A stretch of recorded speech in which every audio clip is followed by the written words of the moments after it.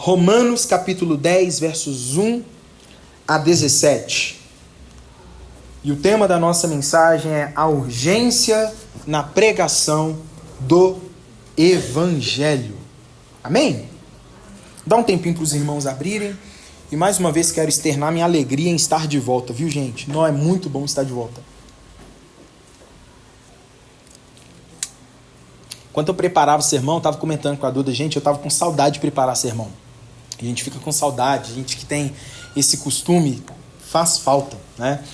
Porque todo esse processo, o processo é muito gostoso, né? Então, o estudo da palavra, as consultas, de fato é muito bom, a gente sente falta, não tem como. Amém? Romanos, capítulo 10, verso 1 a 17. A palavra do nosso Deus vai dizer o seguinte: irmãos, o desejo do meu coração e a minha súplica a Deus em favor deles é para que sejam salvos. Porque dou testemunho a favor deles de que têm zelo por Deus, porém não com entendimento, desconhecendo a justiça de Deus e procurando estabelecer a sua própria justiça. Não se sujeitaram à justiça que vem de Deus. Porque o fim da lei é Cristo, para a justiça de todo aquele que crê. Ora, Moisés descreve assim a justiça que procede da lei: aquele que observar os seus preceitos, por eles viverá. Mas a justiça que procede da fé afirma o seguinte: não pergunte em seu coração quem subirá ao céu, isto é, para trazer Cristo lá do alto, ou quem descerá ao abismo, isto é, para levantar Cristo dentre os mortos. Porém, o que se diz? A palavra está perto de você, na sua boca e no seu coração, isto é, a palavra da fé que pregamos. Se com a sua boca você confessar Jesus como Senhor em seu coração e crer que Deus o ressuscitou dentre os mortos, você será salvo. Porque com o coração se crê para a justiça e com a boca se confessa para a salvação. Pois a Escritura diz: todo aquele que nele crê não será envergonhado. Porque não há distinção entre judeu e grego, uma vez que o mesmo é Senhor de todos, rico para com todos os que o invocam. Porque todo aquele que invocar o nome do Senhor será salvo. Como, porém, invocarão aquele em quem não creram? E como crerão naquele de quem não ouviram? E como ouvirão se não há quem pregue? E como pregarão se não forem enviados? Como está escrito: quão formosos são os pés dos que anunciam as coisas boas. Mas nem todos obedeceram ao Evangelho.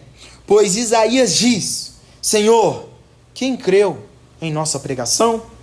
E assim, a fé vem pelo ouvir, e o ouvir pela palavra de Cristo. Amém? Oremos. Senhor, essa é a sua palavra. E nós pedimos ao Senhor para que, através do teu Santo Espírito, aplique essa palavra em nossos corações, no nome de Jesus. Que o Senhor nos chame a atenção para a urgência que o Senhor quer nos trazer para essa noite. No nome de Jesus. Que possamos sair dessa noite atentos, revigorados, vivificados por sua palavra, que fala aos nossos corações.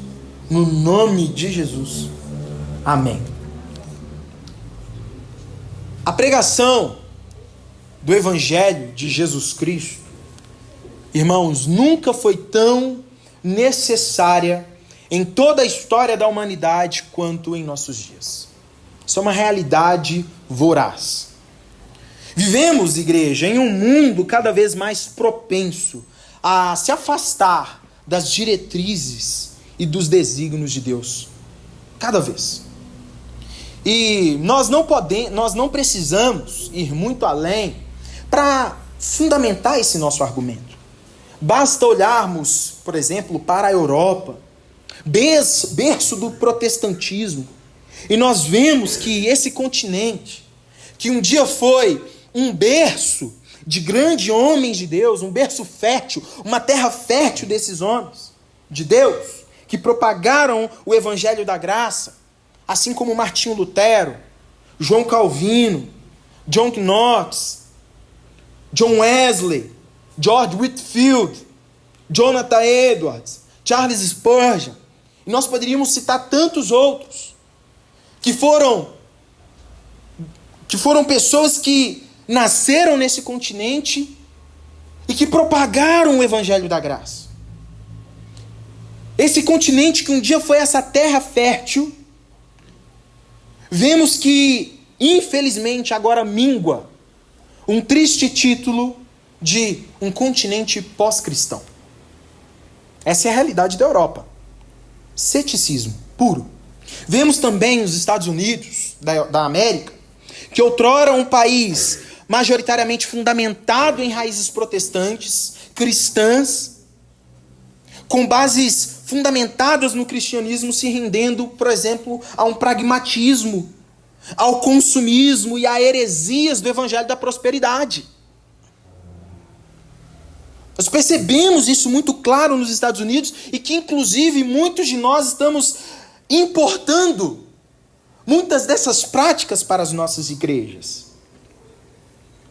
E diante desse crescimento, essas práticas vão dilacerando corações, destruindo vidas e acabando com a fé dessas pessoas, porque elas se decepcionam por não terem contato com o verdadeiro evangelho. E então essas pessoas começam a ter a aversão da igreja e aversão a tudo que está incluindo Deus. E infelizmente, irmãos, nós, no Brasil, nesse caso, ainda nós não vivemos um ceticismo no nível desse país como Estados Unidos e no continente da Europa. E todos os países que ali fazem parte. Ainda nós não chegamos nesse nível. Mas o mundo hoje está tão acelerado, a globalização faz com que todos os processos de comunicação, eles se estreitam tanto, que eu temo que dias céticos estão mais próximos do nosso país do que nunca. Isso é uma realidade. Pois nós já vemos o ceticismo ganhando força em muitas pessoas no nosso país, na América Latina e assim por diante. Então eu creio, infelizmente, digo com pesar no coração, que não demorará muito para o ceticismo assolar o nosso país. E o que nos resta é pedir a Deus misericórdia. Misericórdia. Porque diante de toda essa triste realidade, nos resta refazer a pergunta que o próprio Cristo, em uma de suas parábolas, diz: contudo, quando o Filho do Homem vier, será que ainda encontrará fé na terra? Você já se fez essa pergunta? Será que quando Cristo vier, como a nossa humanidade estará? Porque afinal de contas, gente, passa ano após ano, a humanidade se distancia da vontade de Deus. Incrível. O que está havendo com tanto descrédito e com tanto ceticismo no nosso mundo? Como nós explicamos uma Europa com tantos homens, como eu havia citado agora há pouco, chegar no nível que hoje está?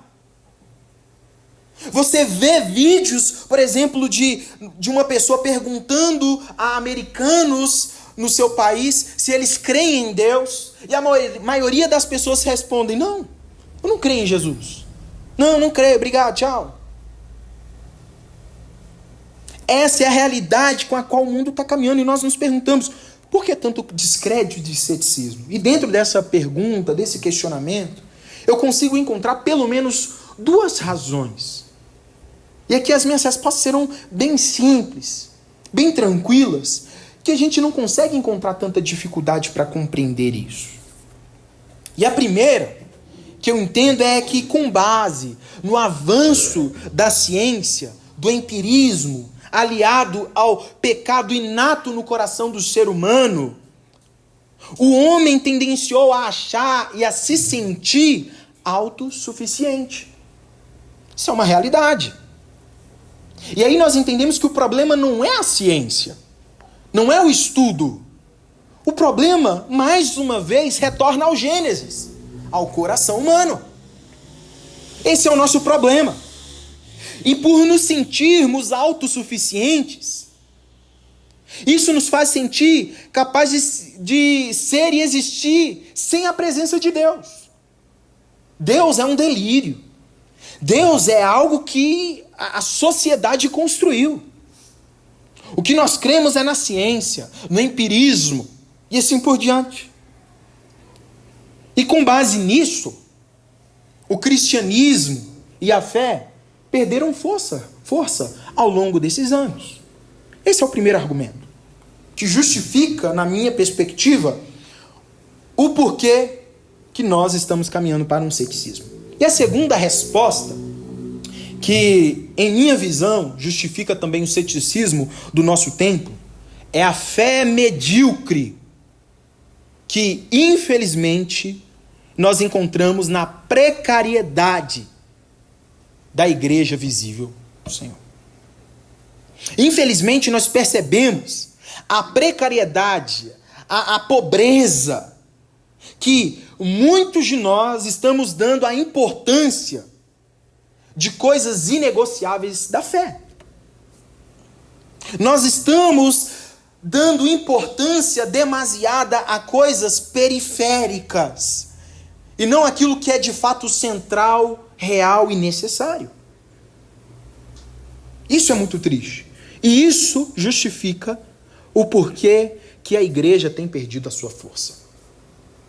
Nós, por exemplo, temos nos preocupado a tantas outras coisas. Com a nossa estrutura. Temos preocupado com tantas outras coisas periféricas, terciárias, que nós nos esquecemos do fundamental. E o Dr. Martyn Lloyd-Jones, um pastor inglês, em seu livro Pregação e Pregadores, ele irá tecer, inclusive, também uma crítica cirúrgica sobre o estado da igreja da sua época. E pasmem, 1900 e quebrados, lá anos 70, anos 80. De lá até cá passaram-se vários anos. E ele já fazia uma crítica lá atrás. E aí a crítica que ele começa a enxergar e a perceber, ele argumenta que boa parte desse ceticismo e da situação degradante da igreja se dá ao descrédito e à descentralização da pregação do evangelho. O abandono das bases inegociáveis da fé para discursos moralistas, sociopolíticos e assim por diante. A gente tem substituído o evangelho de Jesus por discursos motivadores, a fim de fazer com que os nossos ouvintes ascendam socialmente. Nós estamos trocando o nosso discurso da fé, do evangelho, da união evangélica, da união da graça, por questões que não fazem sentido algum nas Escrituras. Não fazem sentido algum nas Escrituras. E aí, lá na página 18 desse capítulo, ele vai descrever o seguinte, abre aspas: enquanto os homens criam nas Escrituras como a palavra de Deus autoritária e falavam alicerçados nessa autoridade, tínhamos pregações grandiosas. Porém, quando isso desapareceu e os homens começaram a especular, a formular teorias, a apresentar hipóteses e assim por diante, a eloquência e a grandiosidade da palavra fadada, declinaram inevitavelmente e começaram a desvanecer.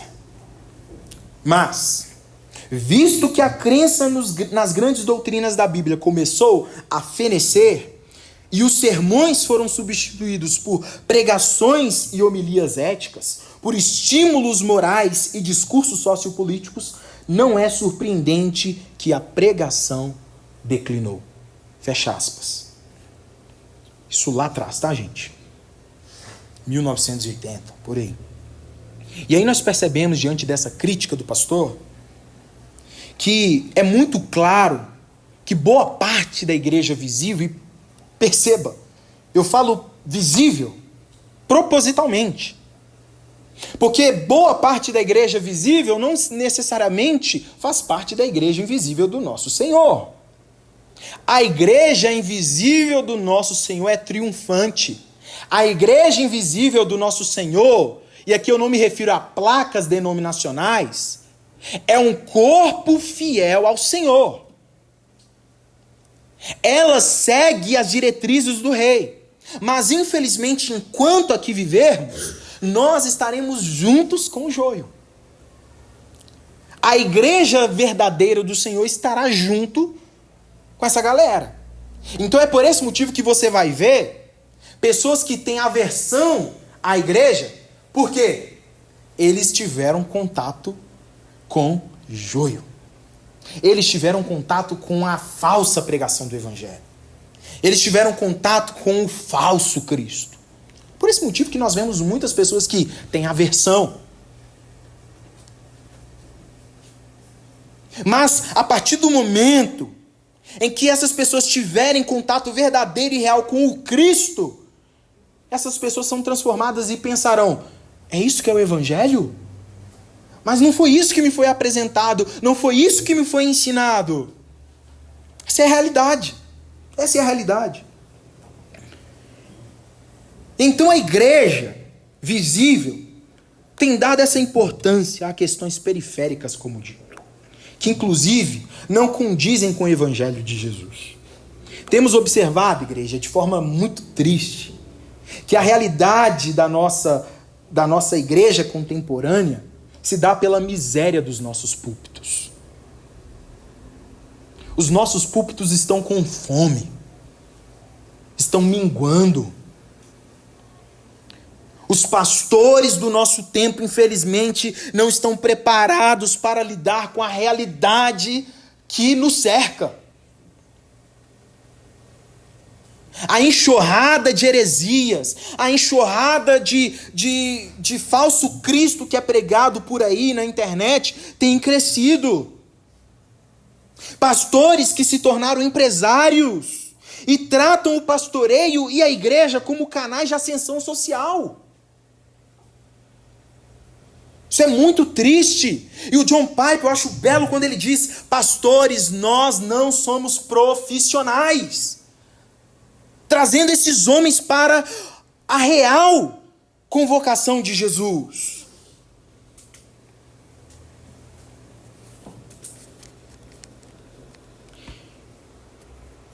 Púlpitos que são cedidos a lobos. Lobos, gente. Que nada tem a ver com o evangelho de Jesus. E esses lobos, inclusive, defendem pautas que eles mesmos não vivem em suas vidas. E se dizem homens de Deus, enviados de Deus.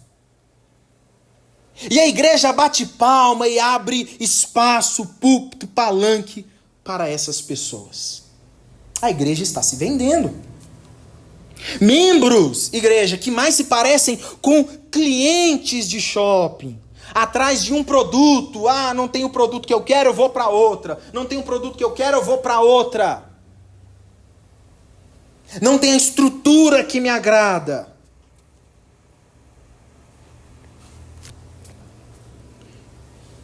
E aí, igreja? O evangelho da graça vai sendo trocado pelo falso evangelho. Infelizmente. Que apresenta um Cristo falsificado, um Cristo da Oiapoque, a gente diz aqui no ditado mineiro, né? Vende coisa Paraguai? Vai lá no Iapoque, meu amigo. Lá você vai encontrar.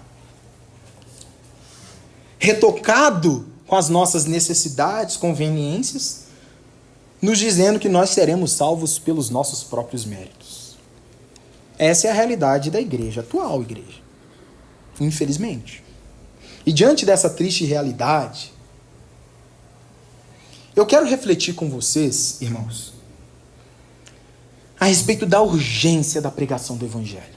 Nunca foi tão urgente pregarmos o Evangelho de Jesus. Nunca foi. A urgência em fazer com que mais e mais pessoas tenham contato com o Evangelho da graça de Cristo. A urgência em fazer Cristo conhecido entre as nações. Porque há pessoas com anos de igreja, mas que ainda não tiveram contato com a graciosidade do Evangelho de Jesus, pois foi apresentadas a elas um Evangelho falsificado, por mais sinceridade que elas tenham. E baseado nisso, o texto que nós lemos se dá na realidade de o apóstolo Paulo angustiado. Há duas cenas que eu vejo o apóstolo Paulo angustiado, gente, e que me chamam a atenção. Nessa cena, em Romanos 10, e também o apóstolo Paulo escrevendo a Timóteo, prestes a ser, como ele diz, entregue como oferta de libação.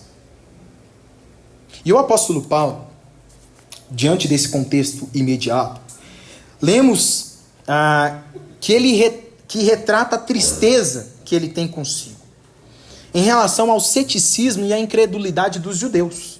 O texto que nós lemos é Paulo trazendo a tristeza do seu coração referente à incredulidade do povo judeu.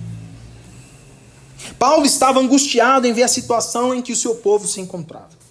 Ele chega a dizer palavras muito fortes no capítulo 9, no capítulo anterior, por causa da situação degradante desse povo. Olha só o que ele vai dizer já nos primeiros versos. Digo a verdade em Cristo.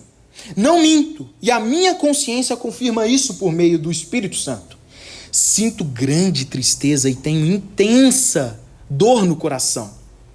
Porque eu mesmo desejaria ser amaldiçoado, separado de Cristo por amor de meus irmãos, meus compatriotas segundo a carne. São israelitas. A eles pertence a adoção, assim como a glória, as alianças, a promulgação da lei, o culto e as promessas. Deles são os patriarcas e também deles descendem Cristo, segundo a carne, o qual é sobre todos, Deus bendito para sempre.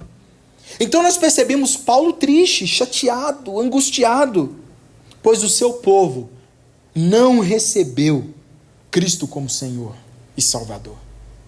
Mesmo mediante a todo o privilégio de serem o povo escolhido para receber o Messias, o Salvador do mundo. E com base nessa realidade, o apóstolo Paulo, no capítulo 10, começa a abordar então o que nós abordamos como tema da nossa mensagem, a importância deles ouvirem o Evangelho. A importância da humanidade ter contato com a palavra de Deus. E aqui eu estendo a mim e a você, para que nós entendamos. Mas para chegar nessa urgência, o apóstolo Paulo ele começa a contextualizar o que é o Evangelho da Graça. O que se baseia a ser justificado pela fé. E aí nós vemos, no primeiro ponto, dos versos 1 ao 4, a suficiência da justiça de Deus em Cristo. Cristo é suficiente. O apóstolo Paulo então começa a explicar esse contexto. Ele diz: irmãos, desejo do meu coração e a minha súplica a Deus em favor deles é para que sejam salvos. O apóstolo Paulo, ele queria que seu povo fosse salvo. Não é igual aquele povo, quem me viu passar na prova e não me ajudou, quando vê eu na bênção vai se arrepender. Eu vou gostar quando ele estiver amargando, triste, chateado com a minha vitória. O apóstolo Paulo ele poderia agir como esse povo crente gosta de falar um pouco, né? Mas não. Vocês não querem crer em mim, não? Tomara que vocês vão para o inferno. Não, o apóstolo Paulo está angustiado, ele quer que eles sejam salvos. Paulo expressa essa angústia e ora, clama, pede a Deus para que o seu povo seja salvo. Olha no verso 2: porque dou testemunho a favor deles de que tem zelo por Deus, porém não com entendimento. Então você vê e percebe que o povo judeu era um povo zeloso da lei, era um povo que sinceramente buscava a Deus, mas o apóstolo Paulo vai chamar o zelo deles de um zelo equivocado. E nós entendemos, de acordo com a palavra, que zelo equivocado não confere salvação a ninguém. Você pode ser o maior religioso da face da terra, você pode ser a melhor pessoa da humanidade, você pode distribuir seus alimentos, você pode dar sua roupa para os pobres, você pode falar a língua dos anjos, mas se não for baseado no amor, pautado em Cristo, de nada vale. É um zelo equivocado de que, infelizmente, são ações jogadas ao vento. Porque a única coisa que pode nos conferir salvação verdadeira é Cristo Jesus e nos rendendo a Ele. Então, nós termos um zelo equivocado não vai conferir graça. Então, meu irmão, não adianta você subir escada de joelhos. Meu irmão, não adianta você fazer várias promessas para que você possa merecer algo. E, gente, naquele grande dia do julgamento, o que vai ter de gente jogando na cara de Deus os seus atos aqui na terra não vai faltar. Ah, mas Deus, eu fiz isso. Deus, eu fiz aquilo. Deus, eu estava na equipe de louvor. Deus, eu estava sentado todo domingo, não faltei um. Nós já conhecemos. Afaste-se de mim. Eu não te conheço. Você se baseou nos seus próprios méritos. Quando foi que você confiou verdadeiramente em mim? Então o apóstolo Paulo está angustiado por isso. Porque ele entende que o zelo equivocado não garante salvação a ninguém. Por isso o povo precisava de Jesus. Não importava se eles eram judeus. Não importava se eles eram descendentes de Abraão. Não importava. O que era necessário? Se renderem a Cristo Jesus. E aí no verso 3 ele vai dizer,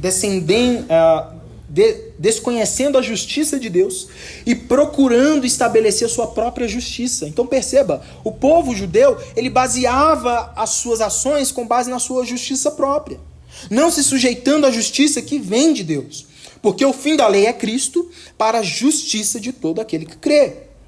Então, igreja, nós precisamos compreender de forma muito evidente e clara que somente a justiça proveniente de Deus por Cristo é suficiente para a nossa salvação.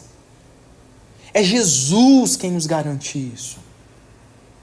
Não é a sua performance, não era a performance dos judeus, mas era Jesus de Nazaré. É por esse motivo que nós precisamos orar sempre, graças a Deus por Jesus Cristo. Porque se não é Ele, estávamos perdidos. É Ele que nos garante. E muitas pessoas, e aqui eu me refiro aos nossos dias, buscam a salvação por seus próprios méritos. Pelo simples fato de acharem que aquilo que elas fazem, Deus vai se agradar e etc, e etc. Aprendam de uma vez por todas.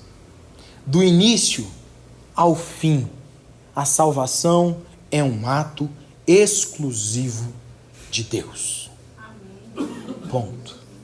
Descansa. Irmãos, calma.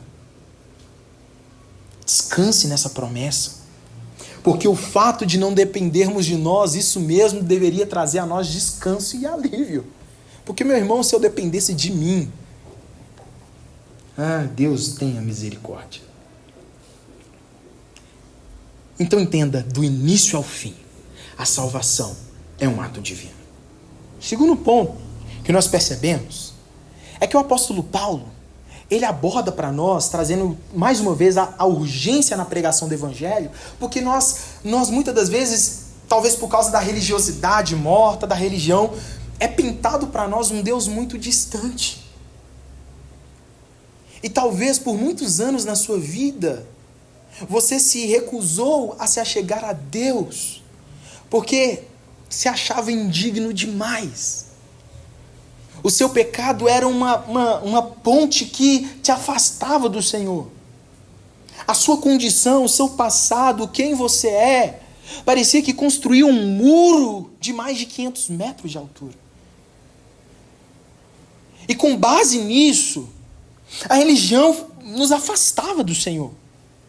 Deus é muito distante de mim, Deus está longe. Mas aí o apóstolo Paulo, através do Evangelho da Graça, nos mostra, no nosso ponto 2, que corrobora para a urgência da nossa pregação, para que nos faça lembrar que a salvação, irmãos, está mais próximo. A salvação está mais próxima de todo aquele que invoca. É mais próximo do que nós podíamos imaginar. De todo tipo de gente. E quando eu falo todo tipo de gente, é literal. Todo tipo de gente. Imagina o que você quiser. E aí, os versos 5 a 11. Olha só o que o verso 5, o apóstolo Paulo, ele vai começar a contrastar o evangelho, a salvação mediante as obras, e ele vai contrastar com a salvação mediante a justiça em Cristo Jesus. E olha só a distinção muito clara que o apóstolo Paulo traz. Primeiro, ele fala da justiça baseado na lei. Ora, Moisés descreve assim a justiça que procede da lei: aquele que observar os seus preceitos, por eles viverá. Aqui Paulo, gente, ele está citando Levítico capítulo 18, verso 5. A fim de mostrar aos romanos, aquela igreja, e óbvio, a nós, que aquele que viver pela lei, por ela tem que viver. E a lei, gente, a lei é boa demais. A lei é santa. A lei é perfeita. A lei é promulgada pelo próprio Deus. O problema é a interpretação depois dos judeus, que aí acrescentaram muita coisa, né? Aí esse é o problema. Mas o problema não é a lei. Mas quem vive por ela deve seguir os seus preceitos. E em suma, a lei é maravilhosa. Entretanto, o ponto que Paulo quer abordar é que definitivamente não há possibilidade de que qualquer um de nós, ou qualquer judeu da época, pudesse ser justificado pela lei. Apesar dela ser boa, nenhum ser humano seria capaz de cumpri-la. Porque para ser salvo pela lei, uma prerrogativa era necessária. Você tem que ser perfeito em toda ela. Você tem que ser perfeito. Não deve errar em um tio da lei. Você não deve errar em nenhum dos mandamentos. Aí você tem toda a moral de chegar no céu, bater no peito e falar: eu cumpri. A pergunta é: quem tem o culhão para isso? Quem vai conseguir? Quem de nós? Isaías vai dizer: não há ninguém que entenda. Não há ninguém que queira. Todos nós nos afastamos. Essa é a lei. A justiça pela lei é viver ela por completo. Mas nós não conseguimos definitivamente viver por ela. Nos resta uma alternativa: a justiça por meio de Cristo, aquele que cumpre a lei em nosso lugar. O sacrifício substitutivo. Olha só o que os versos 6 a 10, e aqui é magnífico o que o apóstolo Paulo faz. É magnífico. Olha só o que ele diz. Ele vai começar a citar Deuteronômio, ele vai fazer uma junção de Deuteronômio com o Evangelho da Graça e a justificação por Cristo. Perceba, olha o que ele diz. Mas a justiça que procede da fé afirma o seguinte: não pergunte em seu coração quem subirá ao céu, isto é, para trazer Cristo lá do alto, ou quem descerá ao abismo, isto é, para levantar Cristo dentre os mortos. Porém, o que se diz? A palavra está perto de você, não na sua boca e no seu coração. Isso é a palavra da fé que pregamos. Se com a boca você confessar Jesus como Senhor em seu coração e crer que Deus o ressuscitou dentre os mortos, você será salvo. Você será salvo. Porque com o coração se crê para a justiça e com a boca se confessa para a salvação. Pois a Escritura diz: todo aquele que nele crê não será envergonhado. E aqui, gente, o apóstolo Paulo faz um contraste baseado na justificação, como eu já havia explicado. E ele cita aqui para nós o livro de Deuteronômio, no capítulo 30, verso 11 e 14, quando ele fala ao povo hebreu a respeito da lei que estava próximo a eles, que eles não precisavam ir para vários lugares, eles não precisavam subir aos céus em busca da lei, eles não precisavam descer ao abismo por causa da lei, porque o Senhor entregou a eles a lei, o agir de Deus, o auxílio divino, a providência divina estava próximo a eles. E o apóstolo Paulo pega esse texto e aplica no contexto da justificação pela fé. E em outras palavras, e aqui eu vou citar F.F. Bruce, um comentarista de Romanos, e ele vai dizer o seguinte, com base no que o apóstolo Paulo quis dizer, e aqui F.F. Bruce é brilhante. Ele diz o seguinte, abre aspas: Deus trouxe até nós sua salvação em Cristo. Não temos que escalar os degraus dos céus para procurá-la, pois Cristo desceu à terra com ela. Não temos que escalar, não precisamos descer as profundezas dos abismos pela salvação, pois Cristo ressuscitou dos mortos para nos assegurá-la. Ela está aqui, presente ao nosso alcance.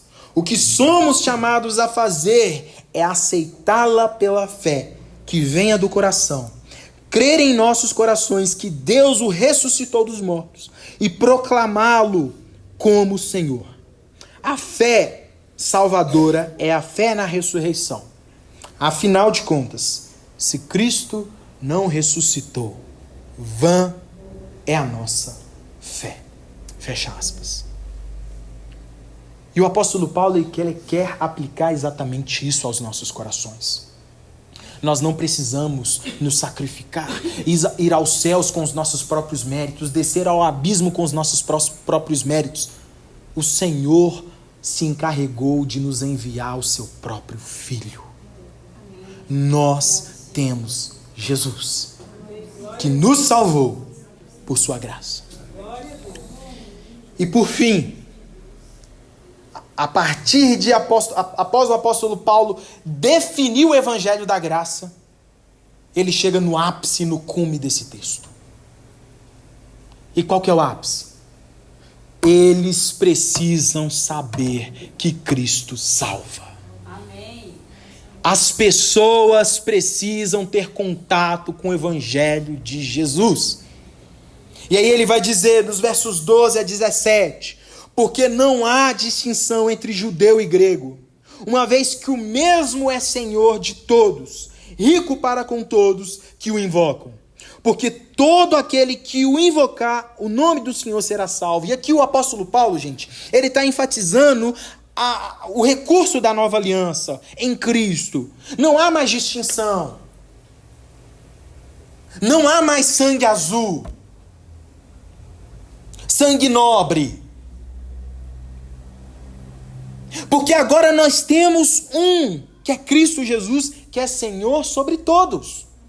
Nós temos acesso livre a esse Senhor. Não existe mais barreiras que nos separe do Senhor. Todo aquele que o invocar será salvo. E isso é maravilhoso. Todo aquele. E aí o apóstolo Paulo, após trazer esse contexto da invocação, que é um chamamento de socorro, um reconhecimento que sem o Senhor nós não conseguimos, o apóstolo Paulo ele começa a fazer uma análise com 4 perguntas retóricas. E essas 4 perguntas retóricas, gente, é uma traulitada na igreja, que nos chama à reflexão. Olha os versos 14 e 15, o que o apóstolo Paulo vai dizer. Como, porém, invocarão aquele em quem não creram? E como crerão naquele de quem nada ouviram? E como ouvirão se não há quem pregue? E como pregarão se não forem enviados? Como está escrito, quão formosos são os pés dos que anunciam as boas novas. Diante dessa afirmação, igreja, essa afirmação, qual afirmação? Que todo aquele que invocar o nome do Senhor será salvo. Paulo, ele evidencia um problema para a igreja, como dito, essas 4 perguntas retóricas. E aí, ele faz essas perguntas de trás para frente. De trás para frente. Porque o objeto que ele está se referindo é ao judeu. O objeto final, que é o judeu ouvindo o evangelho. E aí, a partir do incrédulo, ele faz a pergunta retórica até chegar na raiz do problema. Nós estamos enviando ou não servos que transmitam a palavra da salvação?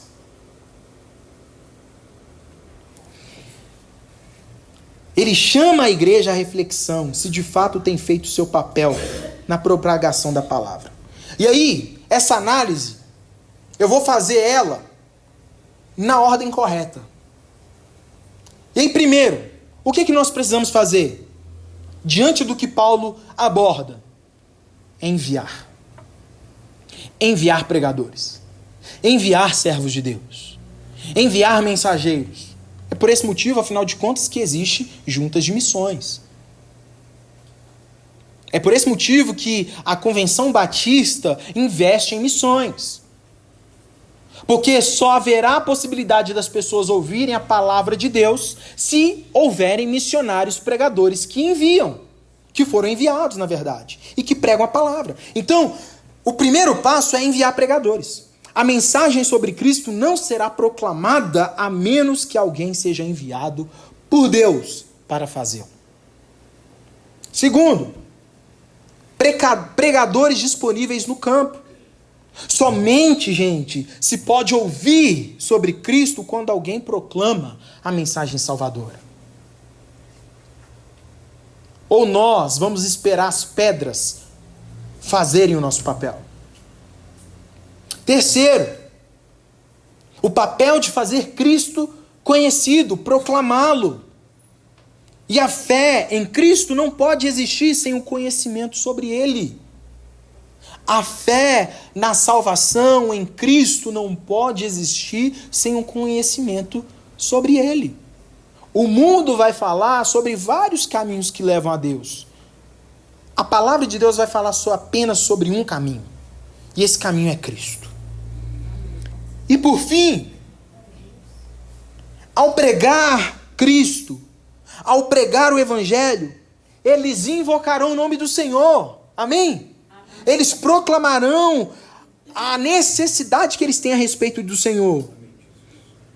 Então as pessoas somente invocarão a Jesus para que a salve, se creem que Ele pode o fazer.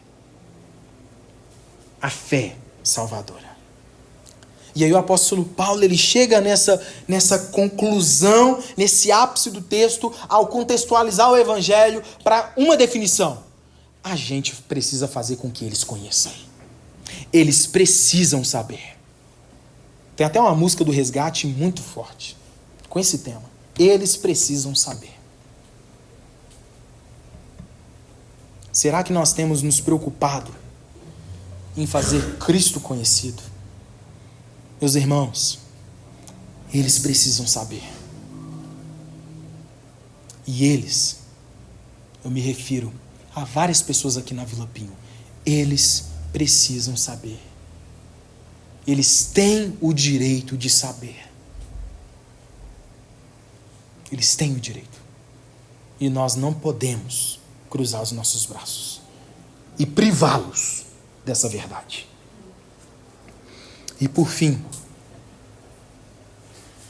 os versos 16 e 17 nos afirma que nem todos crerão. Olha o verso 16. Mas nem todos obedeceram o evangelho. Pois Isaías diz: Senhor, quem creu em nossa pregação? E aqui, gente, ouvir o evangelho é necessário para a salvação. Mas apenas ouvir não é suficiente. As pessoas também devem responder com confiança pessoal. Ouvir o evangelho, muita gente ouve. Praticá-lo, outros 500. Seguir o mestre é outra coisa. Nós provamos que amamos o mestre quando nós ouvimos a sua palavra e obedecemos aos seus mandamentos. No verso 17. E assim, a fé vem pelo ouvir, e o ouvir pela palavra de Cristo. E aqui, gente, concluindo, Paulo ele resume essa urgência na pregação do evangelho com o argumento apresentado até aqui. Somente se pode chegar à fé por meio da palavra. Somente pela palavra. Não é shows pirotécnicos, não é o pastor se fantasiando, não é nada disso. A pregação da palavra da verdade só é a única forma de encontrarmos Jesus. Porque o que a gente vê de palhaço por aí, gente, não é brincadeira. Então a fé vem pelo ouvir e ouvir o evangelho. Mensagem específica que deve ser ouvida é a palavra de Cristo. A boa nova de Jesus. Cristo, o Salvador crucificado e ressurreto. Conclusão e aplicação para as nossas vidas. Igreja, no tocante à urgência da pregação da palavra, confie e fale da suficiência de Cristo em nossa salvação para as pessoas. Não somente fale, mas confie nessa verdade. Segundo, descanse, meu irmão, na justificação pela fé. Isso é um presente dado por Deus para você e para mim. Descanse. Descanse nesse deleite. E por fim, não canse de falar do evangelho da graça de Cristo. Ainda existem pessoas, até dentro das nossas igrejas, que nunca ouviram plenamente sobre a justificação pela fé. E lembrem-se, eles precisam saber. No nome de Jesus. Amém?